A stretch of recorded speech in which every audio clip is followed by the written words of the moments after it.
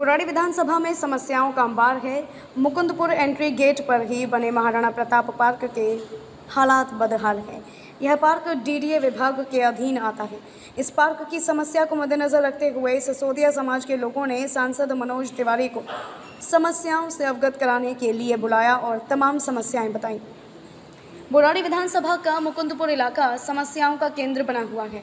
यहाँ सड़क पर जाम से लेकर गंदे पानी की निकासी, गलियां और बदहाल पार्कों को लेकर यहाँ के स्थानीय लोग हमेशा समस्याओं से जूझते रहे हैं।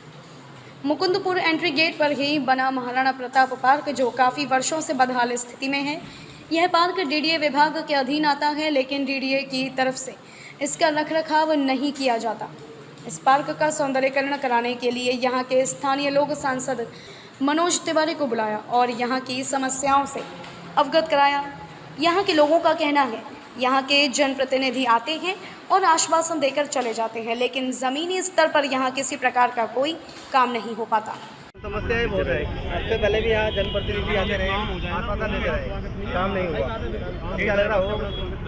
देखिए, आश्वासन दिया है उन्होंने 3 महीने का, अगर 3 महीने ज़्यादा दूर नहीं है, 90 दिन का टाइम होता है, ये देखा जाएगा। हम तो चाहते हैं चाहे वो किसी भी पार्टी से कोई भी सांसद हो या कोई भी प्रतिनिधि विधायक हो, चाहे यहाँ से एमसीडी से पार्षद हो, हमें चाहिए अपने क्षेत्र का विकास करने के लिए जो भी तत्पर आगे निकल के आएगा, हम उसके साथ खड़े हैं। जनता यही चाहती है कि हमारे क्षेत्र का विकास हो, ना कि लुभाने वादे हो।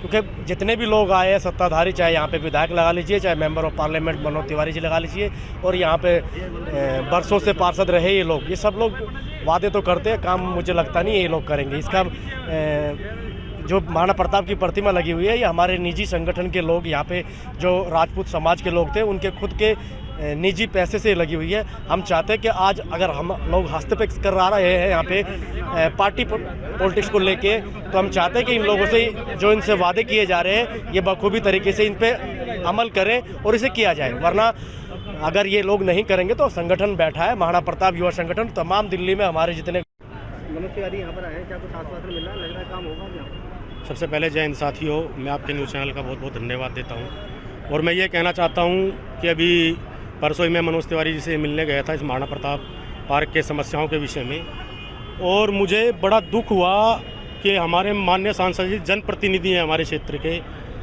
और इनको ये तक नहीं पता कि मुकुंदपुर में महाराणा प्रताप पार्क भी है और उसमें एक प्रतिमा भी लगी हुई है महाराणा प्रताप जी की।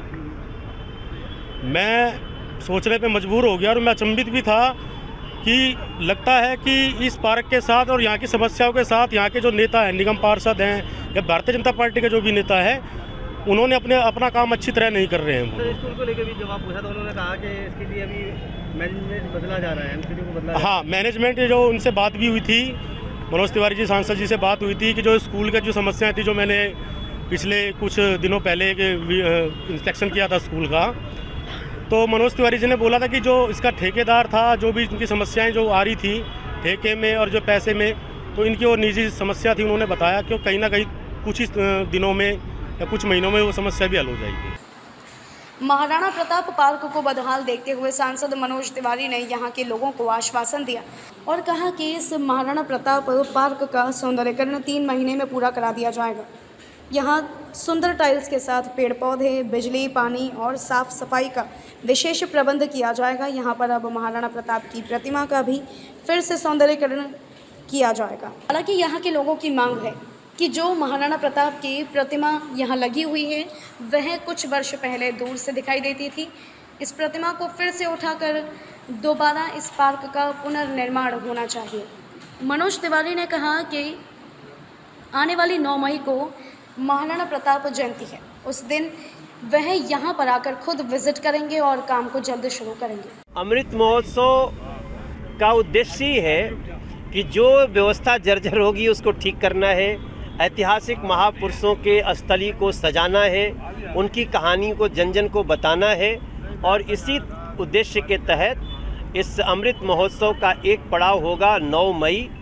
हम इस महाराणा प्रताप पार्क जो है, इसकी जितनी दुर्व्यवस्था है उसको आज हमने देखा है, अधिकारियों के साथ डिस्कस किया है।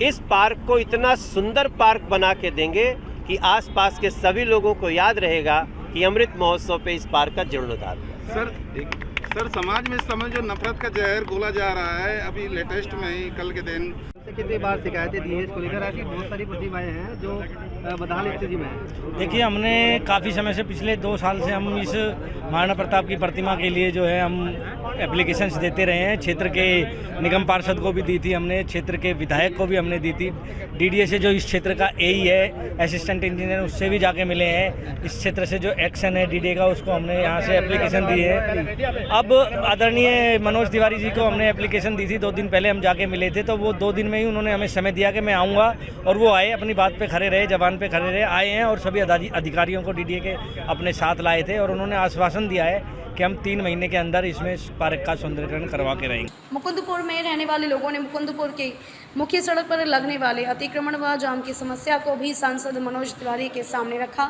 और साथ ही सूरत विहार 33 एकड़ ज़मीन में नगर निगम का स्कूल बनाकर तैयार हो चुका है, जिसका लोकार्पण किया जा चुका है। वह समस्या से भी सांसद मनोज तिवारी को अवगत कराया, लेकिन कहीं ना कहीं मनोज तिवारी इन कामों को करने की बजाय नगर निगम में सुधार की बात करने लगे, और कहा आने वाले कुछ महीनों के बाद भी तमाम समस्याओं को सुधार होगा। फिलहाल यहाँ के लोग जनप्रतिनिधियों के आश्वासन से थक चुके हैं।